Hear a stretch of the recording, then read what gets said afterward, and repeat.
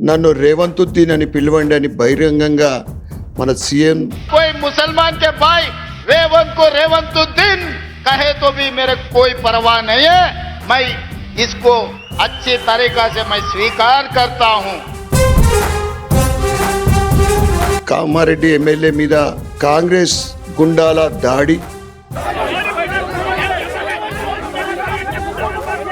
బాస్వాడాలో ఒక super market లో దుర్గామాత పాట పెట్టుకుంటే ఒక ముస్లిం ఆయన వచ్చి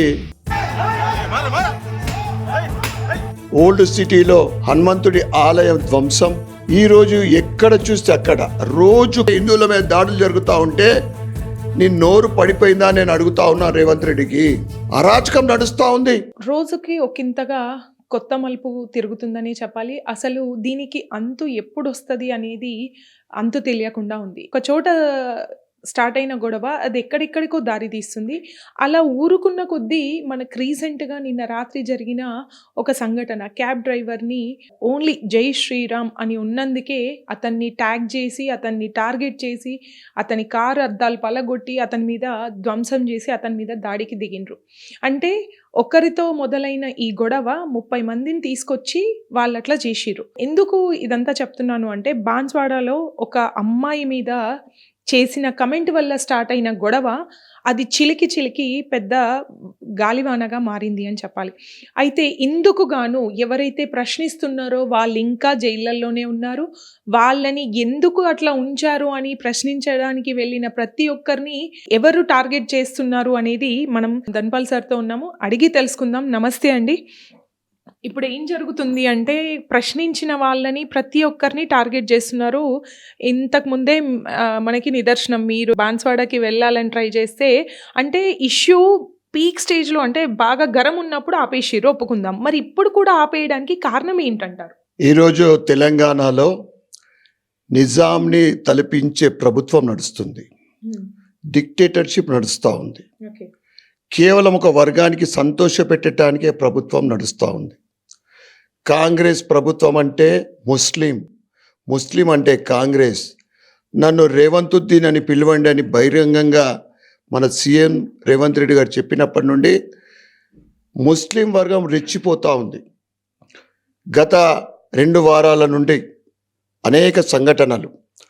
ఒకటి, మా సహచర ఎమ్మెల్యే వెంకటరమణారెడ్డి కామారెడ్డి ఎమ్మెల్యే మీద కాంగ్రెస్ గుండాల దాడి మనం చూస్తూ ఉన్నాం. అదేవిధంగా బాస్వాడాలో ఒక సూపర్ మార్కెట్లో దుర్గామాత పాట పెట్టుకుంటే ఒక ముస్లిం ఆయన వచ్చి అమ్మాయిని అవహేళన చేస్తూ ఆ పాట గురించి మీరు తీసేయాలని చెప్పి, అది ప్రైవేట్ ప్రాపర్టీ, అది ప్రైవేట్ షాప్ అది. ఆ తర్వాత ఓల్డ్ సిటీలో హనుమంతుడి ఆలయం ధ్వంసం. ఈరోజు ఎక్కడ చూస్తే అక్కడ రోజు కూడా హిందువుల మీద దాడులు కానీ, హిందూ మహిళల మీద అత్యాచారాలు కానీ, వాళ్ళకు అవమానకరమైన యాక్టివిటీస్ కానీ, అదేవిధంగా లవ్ జిహాద్ పేరు మీద అమ్మాయిలని చేర్చడము, పెళ్ళిళ్ళు చేసుకొని మోసం చేయడము, ఈ విధంగా ఇన్ని సంఘటనలు హిందువుల మీద జరుగుతూ ఉంటే ముఖ్యమంత్రి రేవంత్ రెడ్డి గారు కానీ, కాంగ్రెస్ మినిస్టర్లు కానీ, టు బీఆర్ఎస్ కాంగ్రెస్ ఎమ్మెల్యేలు ఒక్క మాట కూడా నోరు మెదపలే. ఇది దౌర్భాగ్యపు పరిస్థితి. ఈరోజు కాంగ్రెస్, అదే చెప్తా ఉన్నాం, తెలంగాణలో ఓవైసీ బ్రదర్స్ ఒక హోమ్ మినిస్టర్గా వాళ్ళే చెప్పిన ప్రకారము ఈ ప్రభుత్వం నడుస్తూ ఉంది. ఓవైసీ వాళ్ళే ప్రభుత్వాన్ని నడిపిస్తున్న ఒక మాటలు చెప్పాలంటే. ఎందుకంటే మున్సిపల్ కార్పొరేషన్, మున్సిపల్ ఎలక్షన్ల తర్వాత ఏవైతే సంఘటనలు జరుగుతూ ఉన్నాయో హిందువులందరూ కూడా గమనిస్తూ ఉన్నారు. ముఖ్యంగా కేసీఆర్ బీఆర్ఎస్ ప్రభుత్వము హిందుగాళ్ళు బొందుగాలని ప్రజలు ఆ ప్రభుత్వాన్ని బొందపెట్టడం జరిగింది. ఎలక్షన్ ప్రచారంలో గత 2.5 సంవత్సరాల ముందు హిందూ దేవతల మీద ఒట్టు పెట్టుకొని 6 గ్యారంటీలు, 5 డిక్లరేషన్లు, వందలాది హామీలు ఇచ్చి ఈరోజు హిందూ దేవతలకు అవమానకరంగా మాట్లాడుతూ, హిందూ దేవతల ఆలయాలు ధ్వంసం అవుతూ ఉంటే, హిందువుల మీద దాడులు జరుగుతూ ఉంటే నీ నోరు పడిపోయిందా నేను అడుగుతా ఉన్నా రేవంత్ రెడ్డికి. అరాచకం నడుస్తూ ఉంది. బాస్వాడలో జరిగిన సంఘటన 10 రోజులు అయిపోయింది. మరి మేము పరామర్శకు వారి కుటుంబంకు పరామర్శకు వెళ్దామంటే ఈరోజు కామారెడ్డి నుంచి బాస్వాడకి వెళ్తా ఉంటే అడ్డుకున్నారు. దేనికి అడ్డుకున్నారు? ఒక మాట చెప్పాలంటే తెలంగాణలో లా అండ్ ఆర్డర్ పూర్తిగా వైఫల్యం. వాళ్ళ చేతిలో ఏం లేదు. వాళ్ళ సిఐల పరిస్థితి చూస్తే అక్కడ గాంధారి ఎక్స్ రోడ్ లో దీనాతి దీనమైన చేతులు జోడించే పరిస్థితి ఉన్నది. అలా సార్ కొద్దిగా మాకు సహకరించండి అంటే వాళ్ళ మీద ఎంత ప్రెషర్ నడుస్తూ ఉందో, ప్రెషర్ పెడతా ఉన్నారో చూస్తూ ఉన్నాం. నేను సీఎం రేవంత్ రెడ్డికి నేను ఒకటి కొడతా ఉన్నా, డిమాండ్ చేస్తా ఉన్నా, నువ్వు ఇచ్చిన గ్యారంటీలు ఏ ఒక్కటి కూడా ఇప్పటికి అమలు కాలేదు. ఇచ్చిన హామీలు వాటి మీద దృష్టి పెట్టు. అది కాకుండా అవన్నీ మర్చిపోయే విధంగా నువ్వు డైవర్షన్ చేస్తూ ఉన్నావు. హిల్ట్ పాలసీ అని, ఫ్యూచర్ సిటీ అని, మూసీ ప్రక్షాళనని, లక్షలాది కోట్ల స్కామ్ కోసం నువ్వు ఆలోచిస్తూ ఉన్నావు. ప్రజల బాగోగులు గాలికి వదిలేసినావు. ఈరోజు భద్రత లేదు ప్రజలకు, సామాన్యులకు భద్రత లేని ఈ పోలీస్ వ్యవస్థని ముందు చక్కబెట్టు. అక్కడికి వెళ్తే ఏం చేస్తున్నారు? మీరు లేరా? మరి పోలీసు వాళ్ళంతా ఏం గాజులతో కూకున్నారా? వెళ్తే మీరు ఉండండి, సెక్యూరిటీ ఉన్నారు కదా, వందలాది మంది అక్కడ నిల్చున్నారు. మేము ఒక 5 ఎమ్మెల్యే వెళ్దామంటే దాన్ని అడ్డుకున్నారు. మేమేమన్నా ఆయుధాలతో వెళ్తున్నామా, కట్టెలతో పట్టుకొని వెళ్తున్నామా? ఇంత పిరికి పంద పోలీస్ వ్యవస్థని తయారు చేసింది కాంగ్రెస్ ప్రభుత్వం. అందుకే నేను చెప్తా ఉన్నా, రాబోయే రోజులలో హిందువులందరూ గమనిస్తూ ఉన్నారు.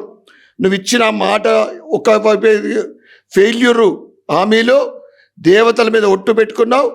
ఏదైతే కేసీఆర్ హిందుగాలు బొందుగాలని వాళ్ళకు బొంద పెట్టినరో రాబోయే రోజులలో ఈ కాంగ్రెస్ ప్రభుత్వానికి తగిన బుద్ధి ప్రజలే చెప్తారు. ఇప్పటికైనా హిందువుల మీద దాడులని ఆపేయడానికి నువ్వు ప్రయత్నం చెయ్యు. మీరు దాని మీద ఫోకస్ పెట్టండి. హిందూ ఆలయాలు ధ్వంసమవుతుంటే ఒక్కదానికి కూడా మాట్లాడడం లేదు.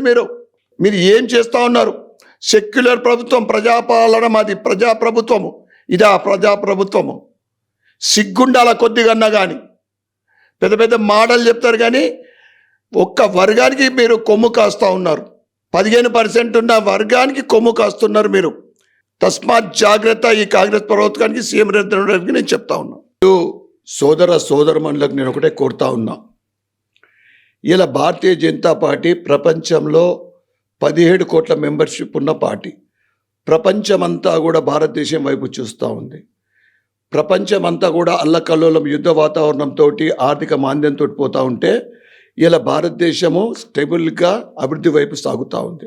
నరేంద్ర మోడీ గారి పరిపాలనలో సబ్కా సాత్, సబ్కా వికాస్, సబ్కా విశ్వాస్. భారతీయ జనతా పార్టీ ఎజెండా జాతీయవాదం. ముందు దేశం, ఆ తర్వాత పార్టీ, ఆ తర్వాతనే కుటుంబం. ఇవాళ భారతీయ జనతా పార్టీ కానీ, ఇతర ఆర్ఎస్ఎస్ శాఖలు కానీ, ఏ హిందూకి ఇబ్బంది కలిగినా కానీ పరిగెత్తుకొని వస్తారు. బీజేపీ వైపు కానీ, హిందూ వాహిని కానీ, విశ్వ హిందూ కానీ, బజరంగ్ దళ్ కానీ. దయచేసి మీరు ఒక్కటి ఆలోచించండి. హిందువుల కోసము నిలబడుతున్నారు ఎవరు? ఒక్క మాట కూడా, పల్లెత్తు మాట, మనకు అవమానం జరిగితే, ఇబ్బంది కలిగితే, దాడి జరిగితే అంటే కాంగ్రెస్ వాళ్ళు ఒక్క మాట మాట్లాడరు, అంటే బీఆర్ఎస్ వాళ్ళు ఒక్క మాట్లాడరు.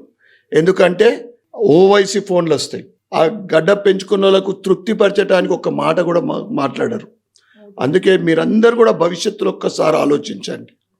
ఎలక్షన్లు రాగానే ఈ పార్టీ, ఆ పార్టీ, ఈ పార్టీ అని ఓటేస్తున్నారు మా హిందూ బంధువులు. మీకోసం ఎవరు పనిచేస్తూ ఉన్నారు? అభివృద్ధి కోసం ఎవరు పనిచేస్తున్నారు? మీ కష్టసుఖాలలో ఎవరు పాలు పంచుకుంటున్నారు? దయచేసి మీరు భవిష్యత్తులో ఆలోచించుకోవాల్సిందిగా మీ అందరు కూడా చేతులెత్తి నేను కోరుతా ఉన్నా. ఒక్కసారి ఆలోచించమని ఎమ్మెల్యే గారు చెప్తున్నారు. ఎవరు మనకి సహాయంగా ఉంటారు, ఎవరు మనతో వస్తారు, అవసరం అన్నప్పుడు ఎవరి ఆపన్న హస్తం మనల్ని ఆదుకుంటుంది, ఎవరు మనకు యాంటీగా వెళ్తున్నారు అంటే ఒకసారి ఓటు పడిపోయిన తర్వాత ఏమి చెయ్యలేం. కాబట్టి ఓటు వేసే ముందు ఆలోచించమంటున్నారు. ఎందుకు అంటే మనకు ఎలక్షన్స్, ఇటు స్థానిక పరమైన ఎలక్షన్స్ జరిగి కొద్ది రోజులు మాత్రమే అయింది. ఒక నెల కూడా గడవక ముందే ఇట్లాంటి సిచ్యువేషన్స్, అటు సర్పంచ్ ఎలక్షన్స్ కావచ్చు, ఇటు లోకల్ బాడీ ఎలక్షన్స్ కావచ్చు, ఇవి అయిపోగానే ఎక్కడి వాళ్ళు అక్కడ, చిన్న ప్లేసా, పెద్ద ప్లేసా, అర్బనా, రూరలా, పల్లెటూరా, సిటీయా, ఏదీ లేదు. ఎవరికి ఎక్కడ ఛాన్స్ దొరికితే అక్కడ న్యాయాన్ని, ధర్మాన్ని మంట గలిపే విధంగా ప్రవర్తన జరుగుతుంది. ఈ ప్రవర్తనకి ఎందుకు సహకరిస్తున్నారు అంటూ ఎమ్మెల్యే ప్రశ్నించడం జరుగుతుంది. అయితే మన చుట్టుపక్కల చూసుకుంటే బాన్స్వాడ ఇష్యూ కావచ్చు, ఇటు రుద్రూర్ ఇష్యూ కావచ్చు, మనకు మల్టిపుల్‌గా ఇవి జరుగుతున్నాయి. కామారెడ్డి. ఈ 3 ఇష్యూలు అటు నాయకులు సఫర్ అవుతున్నారు, ఇటు ప్రజలు సఫర్ అయితున్నారు. మరి ఎవరికి ఈ పాలన వర్తిస్తుంది? ఎవరి కోసం ఈ పాలన అనేది పెద్ద ప్రశ్నగా మారింది.